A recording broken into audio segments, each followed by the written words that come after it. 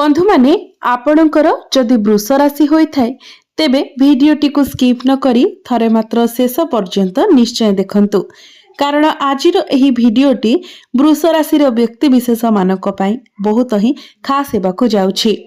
तो आपण निजर गुरुत्वपूर्ण समय मध्यरु 10 मिनिट समय निज पई दियंतु एवं निजर भविष्यत विषय जानंतु। बंधु माने वृष राशि व्यक्ति विशेष मानक जीवन रे एही पवित्र महाशिवरात्रि ठारू एक बड़ परिवर्तन हेबाकु जाउछि कारण ग्रह नक्षत्र मानकर गोचर रे एक बड़ परिवर्तन होइछि जहार प्रभाव रे आपणक जीवन रे किछि खास हेबाकु जाउछि। आपणक जीवन रे लागि रहिथिबा अनेक समस्या दुख कष्ट दूर हेबाकु जाउछि। आपणक जीवन रे नूतन सूर्योदय हेबाकु जाउछि। पुनर्बार आपणक जीवन को खुशी फेरिबाकु जाउछि।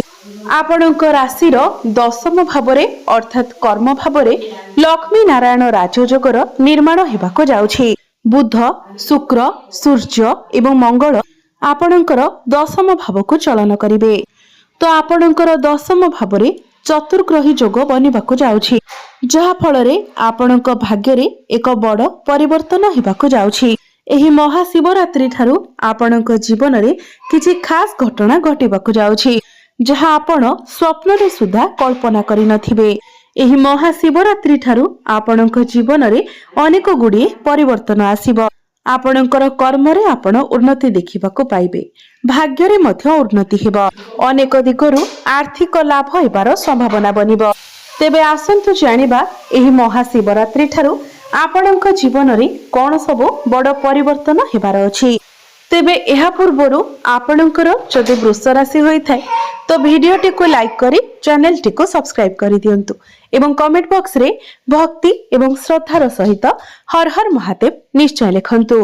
बंधु माने पूर्वरु आपणक राशि रे ग्रह मानकर स्थिति किछि एभली थिला जे जहा फल रे आपणकर स्वास्थ्य जनित समस्या देखा देउथिला।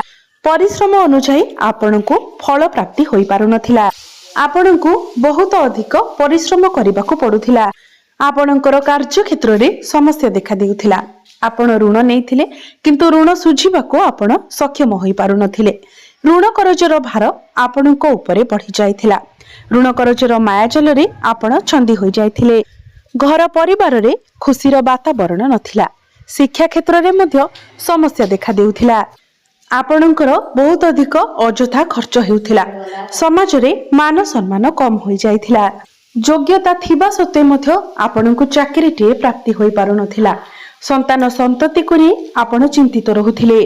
आपणकर व्यापार वाणिज्य रे लॉस हेउथिला। प्रेम जीवन रे मध्य समस्या देखा देउथिला। तेबे एभली जहा भी किछि समस्या आपणको जीवन रे लागि रहिथिला ताहा एही महाशिवरात्रि ठारू दूर हेबाकू जाउछि। एही महाशिवरात्रि ठारू आपणकर जीवन को पुणी थरे खुशी फेरिबाकू जाउछि। आपणक जीवन रे नूतन सूर्योदय हेबाकू जाउछि। बंधु माने बुध शुक्र एवं सूर्य एवं मंगल आपणकर भाग्य भावरे विराजमान अछंती जहा फल रे आपणकर भाग्य रे उन्नति हेबाकू जाउछि। भाग्य बल रे आपण जेउ भी कार्य रे हाथ देबे सेथिरे निश्चित भावरे आपणको सफलता प्राप्ति हेबो। अटकी रहितिबा कार्य गुडिक आपणकर आगको बढ़िबो। एही महाशिवरात्रि परे आपणको गृह रे किछि शुभ मांगलिक कार्यर आयोजन होई पारे। आपण कोनोसी धार्मिक स्थान को किबा दूर स्थान को यात्रा करि पारंती। आपण किछि भूमि जमी प्रॉपर्टी नूतन जानवाहन इत्यादि किनि पारंती।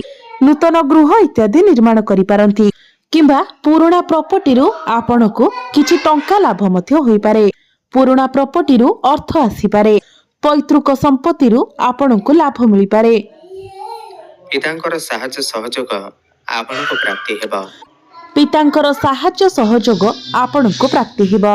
एहा परे शुक्र एवं बुध आपणकर कर्म स्थान को चलन करिवे जहा फल रे आपणकर कर्म रे उन्नति देखिबाकू मिलिबा। जो माने बेरोजगार थिले जो मानक निकट रे कोनोसी चाकरी बाकरी नथिला तो एही महाशिवरात्रि परे सेमानकु नूतन चाकरी प्राप्ति होई पारे। नूतन चाकरी प्राप्ति हेबार जोग बनुअछि। जदि आपण पूर्वरु चाकरी करिसेंती तो आपणकर प्रमोशन हेबार जोग बनुछि। आपणकर कर्म क्षेत्र रे ट्रांसफर होई पारे किंबा कोनोसी एमएनसी कंपनी रु आपनकु जॉब ऑफर मध्य आसी पारे। आपण आपणकर काम कार्य को नहीं विदेश यात्रा मध्य करि पारंती। ऊपर ऑफिसरकर सपोर्ट आपनकु प्राप्ति हेबो। सरकारी क्षेत्र रे विशेष लाभ प्राप्ति हेबो। आपणक पाखकु नुआ नुआ काम आसीबो। आपणकर दायित्व मध्य बढ़िबो।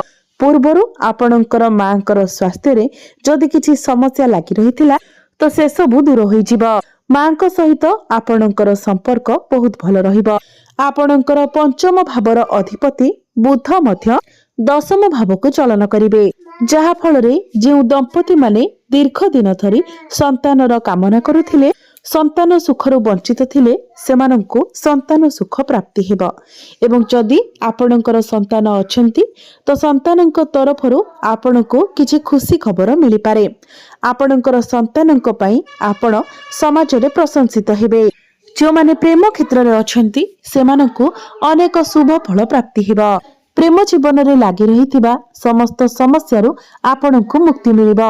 आपणको जीवन रे केही नूतन पार्टनर आसी पारंती। काहा सहित आपणकर संपर्क मजबूत होई पारे। आपणको भ्रमण सुख प्राप्ति हेबो। जो मानकर कथावार्ता बंद होई जायथिला, ब्रेकअप आदि होई जायथिला, सेमानंक मध्यरे पुणी थरे कथावार्ता होई पारे, पैचअप होई पारे।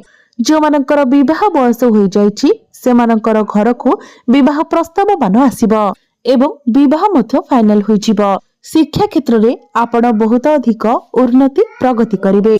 एही महाशिवरात्रि परे आपण आपणकर शिक्षा क्षेत्र रे किछि ना किछि बड़ परिवर्तन निश्चित भाबरे करिवे।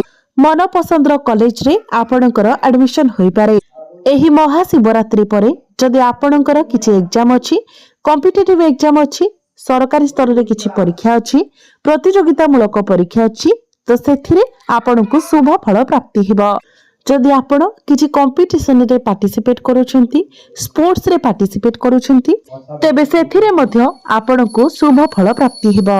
जेहेतु शुक्र आपणकर षष्ठ भावर अधिपति होई दशम भाव को केंद्र को चलन करूछंती, तो जो व्यक्ति विशेष माने पूर्वरु ऋण करजर मायाजाल रे फसी रहिथिले, ऋण करज सुझिबाको आपण सक्षम होई पारु नथिले, तो आपण आपणकर समस्त ऋण करजरु मुक्ति पाई जिवे। समस्त शत्रु मानक थारु मध्य आपणको मुक्ति मिलिबो। राहु आपणकर दशम भावरे चलन करुथिबारु आपण समस्त कार्य को स्मार्ट वे रे करबाको पसंद करिवे। कम परिश्रम रे आपणको बहुत अधिक सफलता प्राप्ति हेबो। आकस्मिक धन प्राप्ति हेबार जोग बनिबो, कारण गुरु आपणकर धन भावरे चलन करूछंती, तो आपणको आकस्मिक धन प्राप्ति हेबो। एही महाशिवरात्रि परे आपण निजे देखिबे आपणक हाथ को मोटा अंकर अर्थ आसीबो। विभिन्न दिगरु आपणक पाखको अर्थ आसीबो। आपणकर डेली इनकम बढ़िबा सहित आपणकर फाइनेंशियल ग्रोथ हेबो। आपणकर बैंक बैलेंस मध्य बढ़िबो। जो माने शेयर मार्केट, स्टॉक मार्केट एवं ट्रेडिंग रे काम करूछंती सेमानंकु आकस्मिक धन प्राप्ति हेबो। धन कमाइबा पई नुआ नुआ रास्ता आपनकु मिलि जिवो। जो माने विदेश जिबाकु चाहुथिले सेमानंकर सेही इच्छा मध्य पूर्ण हेबो। जो माने मेडिकल फील्ड रे काम करूछंती, हॉस्पिटल लाइन रे अछंती एवं जो माने कंस्ट्रक्शन रो काम करूछंती, beauty parlour, stationery shop, finance रे काम करूछंती, ट्रैवल एंड टूर रो काम करूछंती, टेक्निकल फील्ड, आईटी सेक्टर रे अछंती, सेमानंकु एई सब क्षेत्र रे अनेक शुभ फल प्राप्ति हेबो। जो माने ऑनलाइन रे काम करूछंती, डिजिटल मार्केटिंग रो काम करूछंती, सेमानंकु मध्य अनेक शुभ फल प्राप्ति हेबो। जो व्यक्ति विशेष माने व्यापार वाणिज्य करूछंती सेमाने एही महाशिवरात्रि ठारू अनेक उन्नति प्रगति करिवे। नूतन व्यापार वाणिज्य आपण आरंभ करि पारंती। बिजनेस रे आपणकर ग्राहक संख्या वृद्धि पाइबो। आपणकर वैवाहिक दाम्पत्य जीवन मध्य सुखमय रहिबो। आपणक जीवन साथींकर पर्सनल एवं प्रोफेशनल लाइफ रे मध्य आपण ग्रोथ देखिबाको पाइबे। पारिवारिक सुख आपणको प्राप्ति हेबो। आपण बहुत अधिक छोट मोट जागा को यात्रा करि पारंती। बड़ भाई भौणी सहित संपर्क आपणकर मजबूत बनिबो। पूर्वरु जदि आपणकर किछि स्वास्थ्यगत समस्या लागि रहुथिला तो समस्त स्वास्थ्यगत समस्यारू आपणको मुक्ति मिलिबो। आपण निजको स्वास्थ्यवान अनुभव करिवे। ସୂର୍ଯ୍ୟ ଆପଣଙ୍କର ଦଶମ ଭାବକୁ ଚଳନ କରୁଥିବାରୁ ଆପଣଙ୍କର କର୍ମରେ ଉନ୍ନତି ହେବା ସହିତ ସମାଜରେ ଆପଣଙ୍କର ମାନ ସମ୍ମାନ ବଢ଼ିବ। ଆପଣଙ୍କର ଲୋକପ୍ରିୟତା ବଢ଼ିବ। ତେବେ ଅଧିକ ଶୁଭ ଫଳ ପ୍ରାପ୍ତି କରିବା ପାଇଁ ଆପଣ ପ୍ରତ୍ୟେକ ଦିନ ଶୁକ୍ରଙ୍କର ବୀଜ ମନ୍ତ୍ର 108 ଥର ଜପ କରନ୍ତୁ। ପ୍ରତ୍ୟେକ ଦିନ ଆପଣ ମା ଲକ୍ଷ୍ମୀଙ୍କର ଆରାଧନା କରନ୍ତୁ। ପ୍ରତ୍ୟେକ ଦିନ ସନ୍ଧ୍ୟା ସମୟରେ ଆପଣ ହନୁମାନ ଚାଳିସାର ପାଠ କରନ୍ତୁ ଏବଂ ପ୍ରତ୍ୟେକ ଦିନ ସକାଳ ସମୟରେ ଆପଣ ଓಂ ନମଃ ଶିବାୟ ମନ୍ତ୍ର 108 ଥର ଜପ କରନ୍ତୁ। ଆପଣଙ୍କୁ ଅଧିକ ମାତ୍ରାରେ ଶୁଭ ଫଳ ପ୍ରାପ୍ତି ହେବ ଏବଂ ଆପଣଙ୍କର ଭାଗ୍ୟରେ ମଧ୍ୟ ଉନ୍ନତି ଆସିବ। ତ ବନ୍ଧୁମାନେ, ଆପଣଙ୍କର ଜୀବନ ମଙ୍ଗଳମୟ ହେଉ, ଏହା ହିଁ ଈଶ୍ୱରଙ୍କ ନିକଟରେ ମୋର ପ୍ରାର୍ଥନା।